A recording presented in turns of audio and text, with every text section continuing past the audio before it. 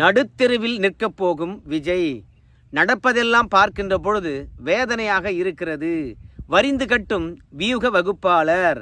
2 நாளாக பார்க்குறாங்க. விஜய் அவர்கள் 3 மணி நேரமாக பிரசாந்த் கிஷோர் இடத்துல ஆலோசனை நடத்தினார் அப்படின்னு நேற்றெல்லாம் பிரேக்கிங் நியூஸு. எடப்பாடியும் கைகோர்க்கின்றாரா என்ற கூடுதல் தகவல். ஏன்னா செய்தி பரபரப்பாக இருக்கணும்ல.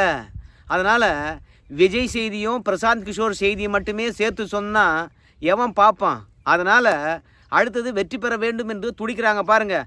அவங்கெல்லாம் பார்த்தீங்கன்னா விஜயுடன் தான் கூட்டணி அப்படின்னு அடிச்சு விடுவோம் அப்படின்றதுக்காகவே நேற்றெல்லாம் பிரசாந்த் கிஷோர் விஜய் அவர்கள் தனித்து 3 மணி நேரம் ஆலோசனை அப்படின்லாம் உருட்டினாங்க. இன்றைக்கி காலையில் இருந்தே பார்க்கும் பொழுது புதுச்சேரியில் இருக்கக்கூடிய புசி ஆனந்த் அவர்களும் ஆதவ் அர்ஜுனா அவர்களும் ஜான் ஆரோக்கியசாமி அவர்களும் பிரசாந்த் கிஷோர் அவர்களும் ஆதவ் அர்ஜுனா வீட்டில் தொடர்ச்சியாக ஆலோசனை நடத்துகின்றார்கள். அடுத்து வருகின்ற சட்டமன்ற தேர்தலில் விஜய் கட்சி ஆட்சியை பிடிக்க வியூகம் அப்படின்னு உருட்டிக்கிட்டே இருக்கிறாங்க. இதெல்லாம் ஒரு புறம் இருக்க, இன்னொரு பக்கம் நல்லவன் வரான் சொம்பெடுத்து உள்ள வீடான்னு சொல்லுவாங்க இல்லையா, அந்த மாதிரி கணக்காக நம்முடைய இந்து அறநிலையத்துறை அமைச்சர் சேகர் பாபு அவர்கள் என்ன உருட்டுறான்றத ஒரு நிமிஷம் பார்த்துட்டு வந்தங்களேன். மக்களின் அன்பை பெற்றவர்கள், மக்களோடு பயணிப்பவர்களுக்கு இந்த வியூக மன்னர்களால் எவ்வளவு தூரம் பயன் இருக்கும் என்று தெரியவில்லை. எங்களை பொறுத்தளவில் நாங்கள் மக்களோடு கூட்டணியை வைத்திருக்கின்றோம். அதற்கு ஒரு எடுத்துக்காட்டு தான் ஈரோடு இடைத்தேர்தலில் எதிர்த்து நின்ற அனைவருக்கும் முன்ஜாமீன் வைப்பு தொகை இழந்தது. இது ஒரு முன்னோட்டம். நிச்சயம் 2026 மாண்புமிகு தமிழக முதல்வருடைய ஆட்சி அவர் எண்ணியது போல 200ஐயும் தாண்டி உறுதிமிக்க ஒரு ஆட்சியாக மீண்டும் மாண்புமிகு தமிழக முதல்வர் அவர்கள் 2வது முறையாக இந்த தமிழகத்துடைய ஆட்சி பொறுப்பை ஏற்பார். ஏனென்றால் மக்கள் நல திட்டங்களுக்கு தொடர்ந்து மக்கள் ஆதரவு அளித்து வருவதற்கு ஈரோடு கிழக்கு தேர்தலே ஒரு சாட்சி.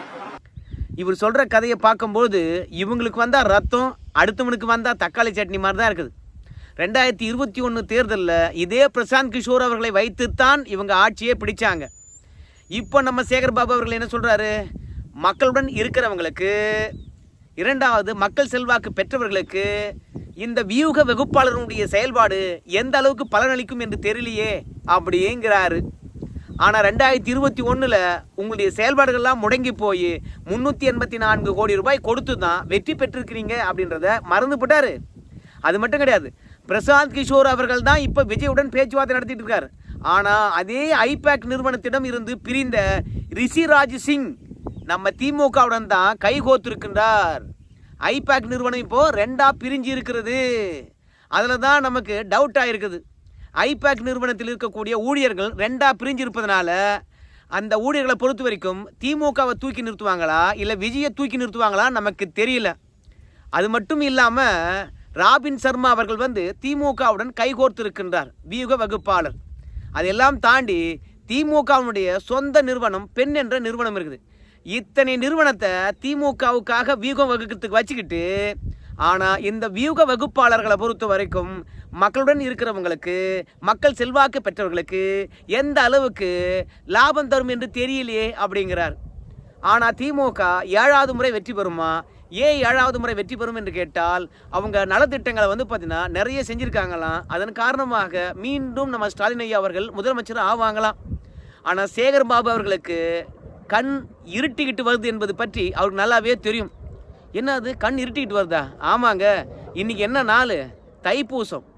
முருகன் கோயிலில் அலை மோதுகின்ற கூட்டத்தை பார்த்தீங்களா இல்லையா?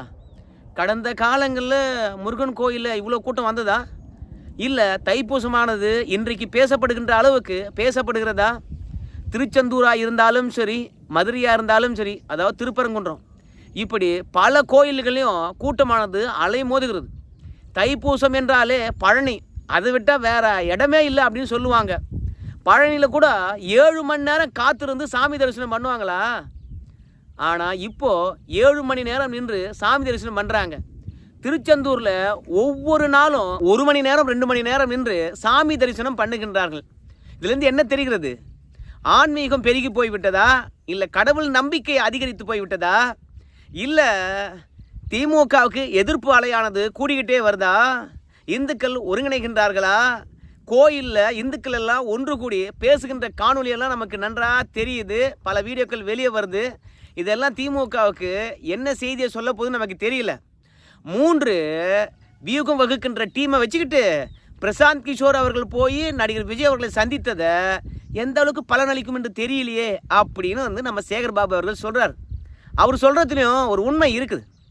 அதெல்லாம் நினைக்கும் போது தான் நடு ரோட்டில் நிற்க வச்சுருவாங்களோ என்று வேதனையாக இருக்குது. ஏன் தெரியுமா? விஜய் அவர்களுக்கு தமிழகம் முழுவதும் கட்டமைப்பு இருக்கிறதா? தமிழகம் முழுவதும் ரசிகர்கள் இருப்பாங்க, இல்லைன்னு சொல்லலை. ஆனால் அந்த ரசிகர்கள் ஒரு மன்றமாக இருந்து உழைச்சவங்க இன்றைக்கி தேர்தல் களத்தில் தாவேகாவினுடைய ஒரு கிளையாக மாறி தேர்தல் பணியாற்றுவாங்களா? அங்கே தான் இருக்கின்ற மைனஸ். ஏன்னா இத்தனை நாளும் ரசிகராக இருக்கின்ற போது அந்த வீட்டில் இருக்கக்கூடிய அதிமுக காரனும் திமுக காரனும் விஜய் ரசிகர் தானே, நீ என்னென்ன பண்ணிட்டு போடா அப்படின்னு சொல்லியிருப்பான். ஆனால் அதுவே திமுகவுக்கு அதிமுகவுக்கு எதிர தாவேகாவுடைய ரசிகர்கள் ஒரு கட்சி தொண்டராக போய் நான் பூத் ஏஜென்ட்டாக உட்கார போகிறேன் அப்படின்னு சொல்லும்போது அந்த வீட்டில் இருக்கக்கூடிய சீனியர்கள் என்ன சொல்லுவாங்க? டேய் வாயை முன்னு போடா, இப்போ என்ன, இப்போ நீ போய் நின்ன உடனே விஜய்க்கு எல்லாரும் ஓட்டு போட்டுட்டு போகிறாங்களா? கம்முனிரு, உனக்கு என்ன வேணும் அப்படின்னு சொல்லிட்டு அதிமுக சீனியர்கள் திமுக சீனியர்கள் அந்த குடும்பத்திலே இருப்பாங்க. ஆனால் அந்த குடும்பத்தில் இருக்கக்கூடிய பையனையோ பொண்ணையோ தட்டி நீ பூத் ஏஜென்ட்டாக போறியா, நாளைக்கு அந்த பூத்து ஏஜென்ட்டை உட்காந்து இருக்கக்கூடிய திமுக அடிச்சானா என்ன பண்ணுவேன்? உன்னை காப்பாற்றுறதுக்கு ஆளுக்குதா அப்படின்னு சொல்லிட்டு பூத் ஏஜென்ட்டில் உட்காரத்தை கூட தடுத்துருவாங்க. 2வது, தமிழகம் முழுவதும் ரசிகர் இருப்பாங்க. ஆனால் பூத் ஏஜென்ட் போட்டாங்களா? போடல. இன்னும் எலெக்ஷன் அறிவிக்க எத்தனை மாதங்களுக்கு இருக்குது? 11 மாதங்களுக்கு இருக்குது. 11 மாதங்களில் கட்டமைப்பை உருவாக்கிடுவாங்களா? இப்போ தான் மாவட்ட செயலாளர் போட்டிருக்காங்க, இன்னும் ஒன்றிய செயலாளர் கூட போடல. மாவட்ட செயலாளர்கள், ஒன்றிய செயலாளர்கள், அதுக்கப்புறம் ஊராட்சி செயலாளர்கள், இப்படி பல நிர்வாகிகளை நியமித்த பிறகு தாவேகாவில் அதற்கு பிறகு உட்கட்சி பூசலானது எப்படி உருவாகும் என்றே தெரியாது. நேற்று வரைக்கும் ரசிகர்களாக ஒன்றா வேலை பார்த்துருப்பாங்க. ஆனால் கட்சியில் பொறுப்பு என்கின்ற பொழுது ஒன்றா வேலை பார்ப்பாங்களா? அதனால் ஏகப்பட்ட பிரச்சனை இருக்குது. நம்ம பிரசாந்த் கிஷோராக இருக்கலாம், இல்லை ஆதவ அர்ஜுனா அவர்களாக இருக்கலாம், ஜான் ஆரோக்கியசாமியாக இருக்கலாம். அவங்கெல்லாம் பல கட்சிக்கு பார்த்திங்கன்னா வியூகம் வகுத்திருக்கலாம். அதை கொண்டு நம்முடைய விஜய் அவர்கள்கிட்ட எடுத்து சொல்லலாம். ஆனால் விஜய் தான் உண்மையே உணரணும். நமக்கு கீழ்மட்டம் வரைக்கும் கட்டமைப்பு இல்லை, பொறுப்பாளர்கள் இல்லை. பொறுப்பாளர்கள் போடுகின்ற போது கட்சிக்குள்ளே எப்படிப்பட்ட உட்கட்சி பிரச்சனை வரும் என்பது தெரியல. உட்கட்சி பிரச்சனை வந்தால் அதை யார் எதிர்கொள்வது? புசி ஆனந்தா இல்லை விஜயா? யார் சால்வ் பண்ணுறது? அதுலேயும் தேர்தல் இன்னும் 1 ஆண்டு காலத்து இருக்குது. நம்ம விஜயை பொறுத்த வரைக்கும் நேரடி அரசியல் காலத்துக்கே வரல. ஆனால் விஜயனுடைய ரசிகர்களாக இருக்கக்கூடியவங்க என்ன உருட்டிகிட்டு இருக்காங்க கேட்டிங்கன்னா, எம்ஜிஆர் பாதையாம் ஜெயலலிதா பாணி அரசியலாம். எம்ஜிஆர் பாதைனா என்னன்னு கேட்டிங்கன்னா, அரசியல் கட்சி தொடங்கின உடனே வெற்றி பெற்றது இல்லையா, அதே மாதிரி நம்ம விஜய் அவர்களும் வெற்றி பெறுவாராம். எம்ஜிஆருக்கு இருக்கக்கூடிய ரசிகர்கள் விஜய்க்கு இருக்கிறார்களாம். ஆனால் எம்ஜிஆர் திமுகவிலிருந்து பயணப்பட்டு வந்தார் அப்படின்றது அவங்களுக்கு தெரியாது. அது மட்டும் இல்லை, எம்ஜிஆருடைய ரசிகர்கள் திமுகவுக்காக பூத் ஏஜென்ட்டாக வேலை பார்த்தவங்க, நல்ல அனுபவம் பெற்றவர்களாக இருந்தாங்க. அதனால் எம்ஜிஆர் அவர்கள் கட்சி தொடங்குறாரு அப்படின்னு சொன்ன பிறகு அவங்க அத்தனை பேரும் திமுக விட்டு விலகி அந்தந்த ஊரில் கிளையாக மாறி பூத் ஏஜென்ட்டாக மாறினாங்க. பூத் ஏஜென்ட்டு தான் வாக்காளர்களை அழைச்சிக்கிட்டு வர்றது, தெரியுதுங்களா? ஊர் முழுக்க போய் விஜய்க்கு ஓட்டு போடுங்கம்மா, நாங்கள் இப்போ தான் முதலாக வந்திருக்கிறோம், அவங்க 100 ரூபா கொடுப்பாங்கம்மா, அந்தாம்மா 10 ரூபா எங்களுக்கு ஆதரவு கொடுமா அப்படின்னு சொல்லிட்டு அந்த 10 ரூபா வாங்கினவங்களை ஓட்டாக மாற்ற வேண்டிய பொறுப்பு பூத் ஏஜென்ட்டுக்கும் கிளையில் இருக்கக்கூடிய நிர்வாகிகளுக்கு தான் இருக்குது. ஆனால் அந்த அளவுக்கு மெனக்கிடுவாங்களா என்றால், அந்த அளவுக்கு அனுபவம் இருக்குதான்னு கேட்டிங்கன்னா கிடையவே கிடையாது. அதனால் எம்ஜிஆர் பாதை என்பது வேற. ஆனால் விஜய் அவர்கள் அந்த பாதையில் போகிறாராம், வெற்றியை பெறுவாராம் அவங்க ரசிகர்கள் சொல்கிறாங்க. அதே போன்று ஜெயலலிதா அரசியலாம். அது என்னடா ஜெயலலிதா அரசியல் அப்படின்னு கேட்கும்பொழுது, ஜெயலலிதா அவர்களை பொறுத்த வரைக்கும் மேக்சிமம் களத்தில் நிற்க மாட்டாங்க, கட்சிக்காரங்களை மட்டும்தான் ஏவுவாங்க. என்ன பிரச்சனையாக இருந்தாலும் சரி, கட்சிக்காரங்க மட்டும்தான் போராட்டம் ஆர்ப்பாட்டம். எதிர்கட்சியாக இருக்கின்ற பொழுது எந்த ஒரு ஆலோசனை கூட்டமாக இருந்தாலும் சரி, அவங்க பாய்ஸ் கார்டனோடு நிறுத்திக்குவாங்க. செயற்குழு பொதுக்குழு மட்டுமே ஸ்ரீவாரி கல்யாண மண்டபத்தில், மற்றபடி சட்டமன்றம் பிறகு பால்கனி அதோடு நிறுத்திக்குவாங்க அவங்களுடைய அரசியல். தொண்டர்கள் கூட ஜெயலலிதா வீட்டில் தான் சந்திக்கணும். அதாவது ஜெயலலிதாவுடைய வீட்டுக்கு கீழே தொண்டர்கள் குவிந்திருப்பாங்க, பால்கனியில் நின்றுக்கிட்டு ஜெயலலிதா அவர்கள் ரெட்டை விரல காட்டுவாங்க. அவ்வளோதான் அவங்களுடைய அரசியல். அதே மாதிரி தான் விஜயுமா களத்துக்கே போகாமல் ஜெயலலிதா மாதிரி பால்கனி அரசியல் செய்வாராம். ஏன்னா தொண்டர்கள் பார்த்தீங்கன்னா விஜய்க்கு எக்கச்சக்கமாக இருக்கிறாங்களாம். அதனால் எம்ஜிஆர் பாதியில் போய் ஜெயலலிதா மாதிரி அரசியல் செய்து வெற்றி பெற்று விடுவாராம். இப்போ வியூக வகுப்பாளர் வந்திருக்காங்க இல்லையா, இப்போ விஜய் கிட்ட வந்து பார்த்தீங்கன்னா என்ன மாதிரி வியூகத்தை எடுத்து சொல்கிறாங்கன்னு நமக்கு தெரியல. ஆனால் ஜெயலலிதாவை ஆட்சி கட்டில் இருக்கின்ற போது தான் நம்ம பார்த்துருக்கோம். ஆனால் ஜெயலலிதா அவர்கள் எம்ஜிஆருடன் இணைந்து கீழ்மட்டத்தில் வேலை பார்த்த கதை யாராவது பார்த்தாங்களா? யாருக்குமே தெரியாது. ஊராக போன கதை தெரியுமா? அதோட மேடை கூட இல்லாமல் தரையில் நின்று பேசின ஜெயலலிதாவை யாராவது பார்த்துருக்கீங்களா? நம்முடைய ஷியாம் சார் சொல்கிறாரு, ஜெயலலிதா அவர்கள் பல இடங்களில் டீ குடிச்சிட்டு உளுந்து வடையை சாப்பிட்டுட்டு அங்கே போய் பிரச்சாரம் பண்ணுவாங்களாம். ஒரு நாள் கிளம்புனவங்க 24 மணி நேரம் கழித்து தான் சென்னையை திரும்புவாங்களாம். படுக்க கூட இடம் இருக்காதான், போகிற வண்டியிலே படுத்துக்குவாங்களாம். அவ்வளோ கஷ்டப்பட்டாங்களாம், ஊராக பிரச்சாரம் பண்ணாங்களாம் எம்ஜிஆருக்காக. எம்ஜிஆர் வந்து உடல்நிலை சரியில்லை அப்படின்னு சொல்லுகின்ற போது என் முகத்தில் எம்ஜிஆரை பாருங்க அப்படின்னு சொல்லிட்டு ஜெயலலிதா அவர்கள் தன்னையே முன்னிறுத்தினாங்களாம். தமிழகத்தில் இருக்கக்கூடிய எல்லா ஊருக்கும் பிரச்சாரம் போயிருக்காங்களாம். இந்த மாதிரி விஜய் அவர்கள் போயிட்டாரா? அதனால் ஜெயலலிதா பொறுத்த வரைக்கும் ஆரம்ப காலகட்டத்தில் கீழிருந்து மேலே வந்திருக்கிறாங்க. அதனால் அந்த அரசியலை அதிமுக தொண்டர்களும் நிர்வாகிகளும் ஏற்றுக்கொண்டார்கள். ஜெயலலிதாவுடைய அரசியலை அதிமுக தொண்டர்களும் நிர்வாகிகளும் மக்களிடையே கொண்டு போய் சேர்த்தாங்க. பெண்களுக்கான பல இலவச உதவிகளும் இலவச திட்டங்களையும் அறிவித்து ஜெயலலிதா அவர்கள் தனக்கென ஒரு வாக்கு வங்கியை உருவாக்கிக்கிட்டாங்க. அதனால் ஜெயலலிதா பொறுத்த வரைக்கும் நிலையான வெற்றி பெற்றார்கள். ஆனால் இன்னும் களத்துக்கு போல பரந்தூர் விமான நிலையத்துக்கு மட்டும்தான் போயிருக்காரு. அதற்குள்ளாக விஜய் அவர்களை ஆளுக்கால் போட்டி போட்டு சந்திப்பதும், தமிழகத்தில் அரசியல் சூழ்நிலை எப்படி இருக்குன்னு சொல்லிவிட்டு ஒரு ரிப்போர்ட்டை நேற்று 3 மணி நேரமாக விஜய் கிட்ட ஆலோசித்தாங்களாம். இப்போது விஜயுடைய கட்சியினுடைய கட்டமைப்பு எப்படி இருக்குன்னு சொல்லிவிட்டு இன்றைக்கி புஷி ஆனந்த் கிட்ட வந்து பார்த்தீங்கன்னா விவாதித்து கொண்டு இருக்கின்றார்களாம். அதே மாதிரி பிரசாந்த் கிஷோர் அவர்களை பொறுத்த வரைக்கும் தன்னுடைய டீமை வச்சு தமிழகம் முழுவதும் வந்து கருத்து கணிப்படுத்திருக்காராம். எவ்வளோ செல்வாக்கு இருக்குது என்பதை பற்றி விஜய் கிட்ட சொல்லிட்டு இருக்காங்களாம். மொத்தத்தில் இன்றைக்கி ஜான் ஆரோக்கியசாமி, அதுக்கப்புறம் ஆதவ அர்ச்சனா, அதுக்கப்புறம் பிரசாந்த் கிஷோர், புஷி ஆனந்த், இந்த 4 பேரும் விவாதித்து விட்டு ஒரு முடிவுக்கு வந்து விஜய் கிட்ட கொண்டு போய் விஷயத்த சொல்லுவாங்க. விஜய் ரொம்ப ஆர்வமாக இருக்கிறார். ஆனால் ஆர்வமாக இருந்து என்ன பயன்?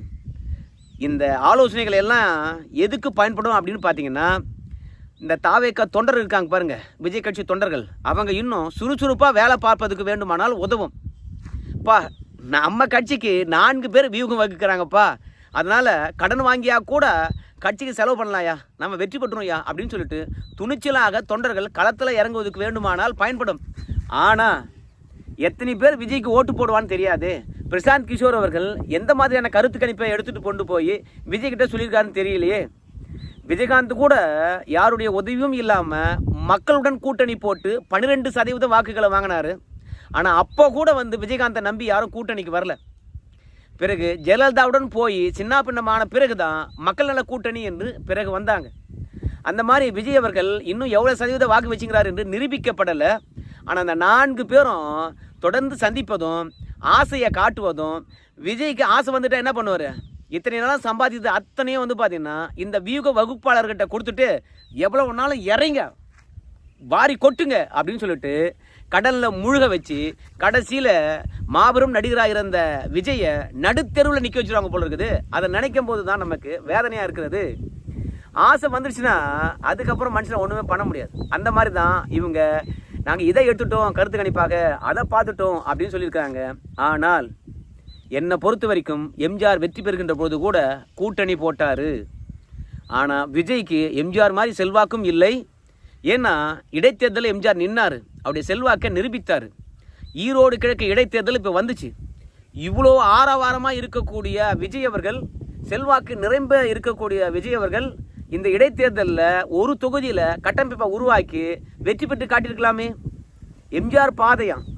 இடைத்தேர்தல் எம்ஜிஆர் வெற்றி பெற்றார், விஜய் அவர்களால் போட்டி போட கூட எண்ணம் வந்ததா? வரல இல்லை. அப்புறம் என்ன எம்ஜிஆர் பாதை? அதனால் மொத்த பேரும் ஒன்று சேர்ந்துக்கிட்டு விஜய் அவர்களை நடுத்தில் நிற்க வைக்க போகிறாங்களோ என்ற ஒரு எண்ணம் இருக்கிறது. என்னை பொறுத்த வரைக்கும் எம்ஜிஆர் பாதை அவருக்கு மட்டுமே, ஜெயலலிதா பாணி அரசியல் அவங்களுக்கு மட்டுமே, யாருக்கும் கை கொடுக்காது. வியூக வகுப்பாளர்கள் வந்து பார்த்தீங்கன்னா கட்டமைப்பு உள்ள கட்சிகளுக்கு மட்டுமே வியூகம் வகுத்து வெற்றி பெற்று காட்டியிருக்காங்க. காங்கிரஸ் கட்சி கட்டமைப்பை தொலைச்சி விட்டது. ஆனால் அந்த கட்சியை வெற்றி பெற வைக்க முடியல. இதே பிரசாந்த் கிஷோரால்.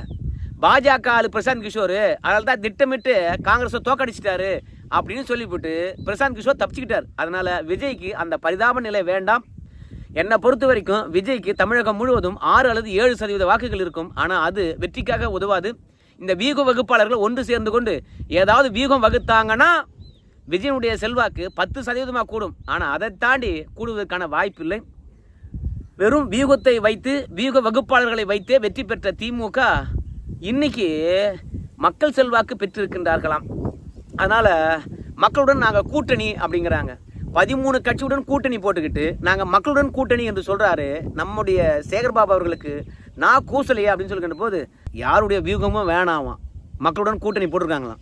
அப்போ அவங்களுடன் இருக்கக்கூடிய எல்லா கட்சிகளையும் வெளியே அனுப்பிச்சு சொல்லுங்க பார்க்கலாம், முடியுமா? மக்கள் தான் உங்களுக்கு கூடவே இருக்காங்க, மக்கள் செல்வாக்கு தான் நிரம்ப பெற்றிருக்கீங்களே, நலத்திட்டங்கள்லாம் போய் சேர்ந்துருக்குது. அந்த 13 கட்சி கூட்டணியும் கமலுடன் சேர்த்து தான் சொல்கிறேன். அந்த 14 கட்சியும் துரத்தி அடிச்சுக்கலாம் பார்ப்போம். சேகர்பாபு அவர்களை பொறுத்த வரைக்கும் கடந்த காலங்களையும் மறந்துட்டாரு. இப்போ நமக்கு யார் யார் வியூகம் வகுத்துட்டு இருக்காங்க அப்படின்னு மறந்துட்டாரு. ஏதோ உளர்றாரு. ஏன்னா இந்துக்களுடைய எழுச்சியானது கோயில்களில் நன்றாக தெரியுது. அத்தனை பேரும் திமுக எதிராக திரும்பிட்டான்னா நம்ம சோழி முடிஞ்சுது. எத்தனை பேர் வியூகம் வகுத்தாலும் அந்த பதட்டத்தில் அப்படி பேசுகிறாருன்னு நமக்கு தெரியலைங்க. உங்கள் கருத்தை சொல்லுங்கள். நன்றி நண்பர்கள்.